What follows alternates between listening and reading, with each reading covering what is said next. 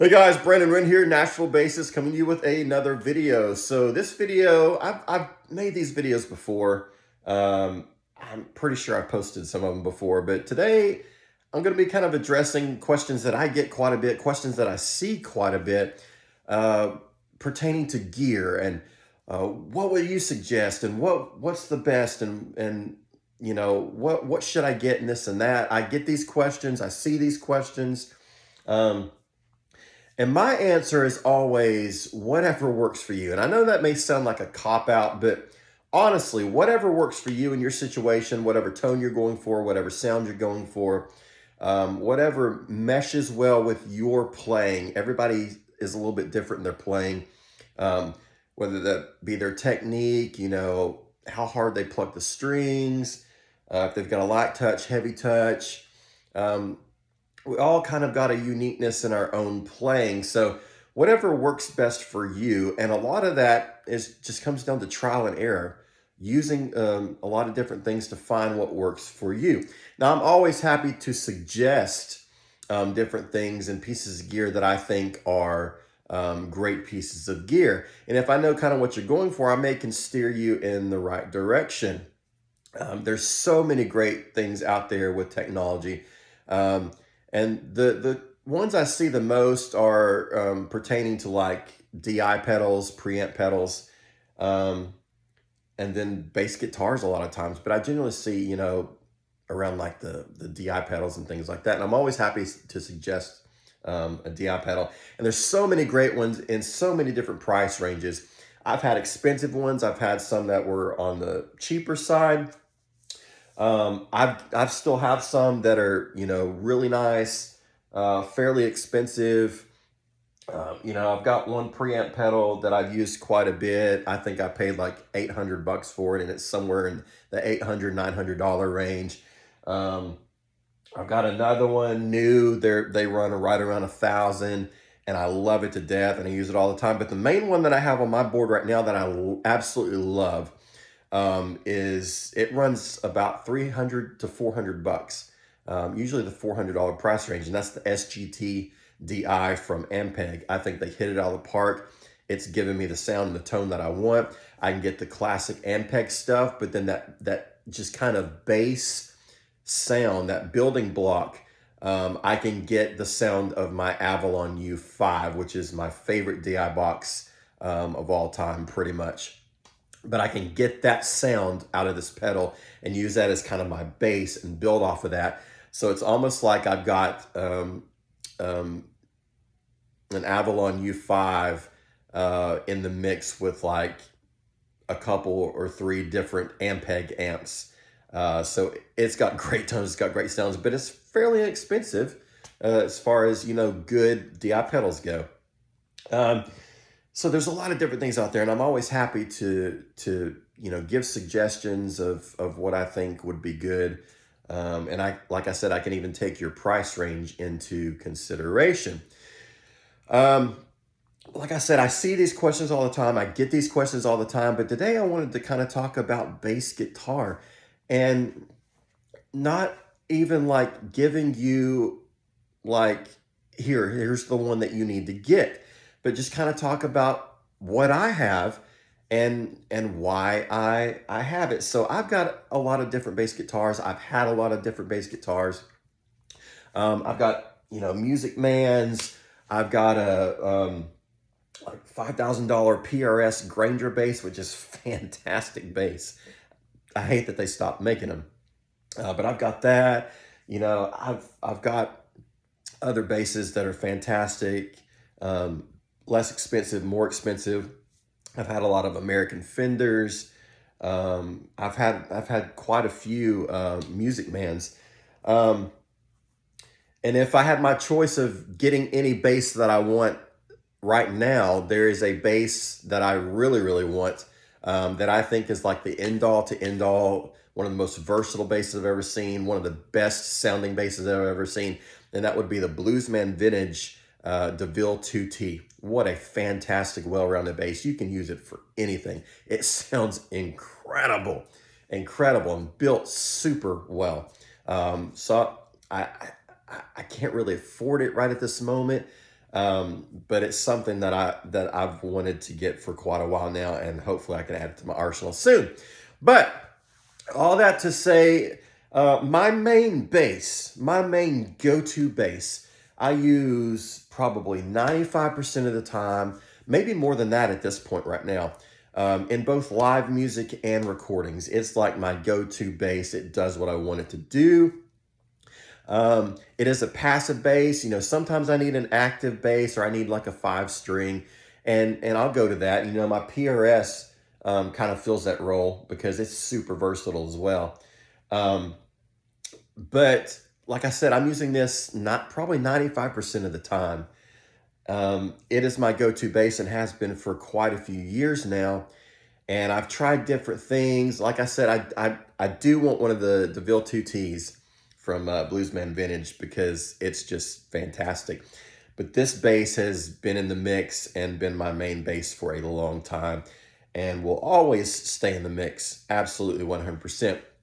Like I said, it is my go-to bass. I'm using it right now. Honestly, I'm using it 100% of the time on the road. It's fantastic. Like I said, it does what I want. And that would be this bass right here. So this is a Fender J bass or jazz bass. You can see it's all beat up. No, that's not from me. Some of it is. Most of it's from Fender. It was relicked by Fender as part of this line of instruments. But there is quite a bit of wear from me. I would say 10% of the wear is from me and the rest is from Fender. But it feels fantastic. It plays great. I think it looks incredible. I love the vibe of it. It's just got such a cool vibe. But it sounds remarkable. So much so, I've had so many front of house engineers, bass players out in the crowd, producers. I've had so many producers ask, "What is that bass? Where can I get one? I want to add one to the studio."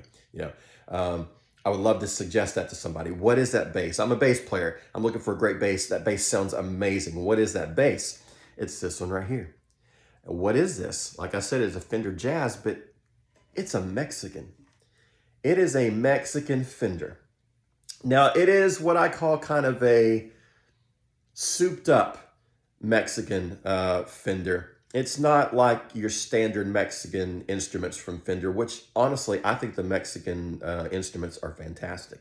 I've owned quite a few of them.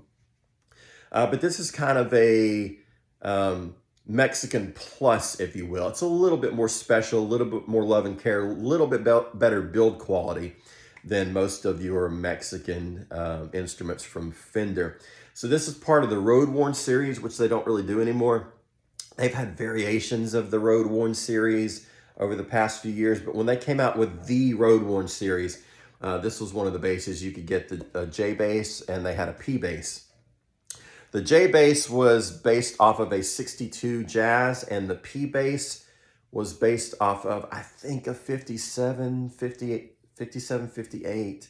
I can't remember exactly, but based off of a late 50s model. I love them both. They're both fantastic. I still want to get my hands on one of the P basses, but I opted for the J bass. I always kind of considered myself more of a P bass guy until I really started getting into playing a J bass and realized what I could do with it. So my J basses, I will, you know, do some stuff to make it sound more like a P, but then having that other pickup, I can give it a little bit more clarity. And I like having that option, which is why I kind of go with the J bass now. I can get that thumpiness of the P, but just a little bit more clarity, especially in the top end. And it sounds great and it sits well in the mix. And that's why I've had so many compliments from producers and front of house guys, you know, asking, what is that? Where can I get one of those? But like I said, this is a Mexican Fender. No, like I said, it is kind of more of a hot rodded or Mexican plus. It's a little bit upscale from most of the Mexican instruments. But nonetheless, this was built in the Mexican factory, inspected, and final setup in the US. This is a fantastic bass, guys. fantastic. Like I said, I've had so many different basses, um, expensive, not expensive. Um, and this has been my go-to bass um, for a long time. It is fantastic. Unless I need a 5 string, and I've had a couple great 5 strings, but as far as 4 strings go, um, and most of the music that I end up playing, this does what I need it to do. It sounds fantastic. Um, Once I, really dove into what a J bass is and really dove into fine tuning, not only my gear and my tone, but my ears, and learning what good tone is and things like that, and how it sits in the mix, and kind of how to achieve that. This thing has been incredible. It really has. So I show you this to say you don't necessarily need like the expensive or what this guy plays or that guy plays, because you can do so much with kind of less expensive gear. I'm using this Mexican bass, which for a Mexican, it's kind of pricey. Maybe not at this point, because some of the Mexican stuff is starting to get up there in that kind of $1,000 range, right around that $1,000 range. Um, but when I got this, most of the Mexican stuff, you were looking at like 500 to maybe 800 bucks. I think this thing retailed, depending on where you got it, between like 1,200 to 1,600 bucks. Generally closer to the $1,200 mark. And I think that's what I paid for this, was about right around 1,200 bucks. But it's been a fantastic bass. It plays remarkably well. It sounds incredible. It's just a fantastic bass. But that goes to show you that, it doesn't have to be this or that. It just has to do what you need it to do. As long as it does that, that's the gear you need. That's the gear you need. This thing is incredible. Would I recommend this to people? Absolutely, 100%. But I'm not going to say this is the one you need. This is the exact one for you, because really that's kind of up to you and what you're doing. But yeah, I would highly recommend this bass. Now they are this particular one, not this specific one, but this particular model, they are hard to come by these days. There's been kind of a resurgence of them. They don't make them anymore. So there's been kind of a resurgence in the used market, and people realizing what they are and snatching them up. So even the price has gone back up to what they kind of originally cost, where there for a while they had kind of gone down. But people are snatching them up because they're like, that thing is incredible. So sometimes they can be harder to find on the used market. But fantastic, fantastic bass. This is my go-to. This is what I use. As a professional player that tours, does studio work, this is my go-to bass. It does what I want it to do. It sounds great. I don't have to worry about it getting beat up. No, I don't mind it getting beat up. No, I don't want it to get, damaged, as far as like, any major damage. I don't mind having the wear and tear, but any like major damage, I don't want to do that, because I cherish this thing, and it's my baby. It's one that I will never get rid of. I've named it and everything. But fantastic stuff. So why am I making this video? To just kind of tell you, just go find something that works for you. It may be this, it may be something else. But you can find great stuff at reasonable prices. And this is not something that I've like settled on. It's like, well, I've only got this amount of money, so for what I can spend, this is the best. This thing to me is the best out of anything I've ever spent. So, go find what works for you. You may be a J bass guy, you may be a P bass guy, you may be more of a 5-string active guy, and there's great ones out there. You got your Music Mans, you've got, depending on what sound you're going for, you got Spectre, Warwick, you've got, Fender's got, active 5-string stuff. Sadowski, whatever you're looking at, there's so much great stuff out there.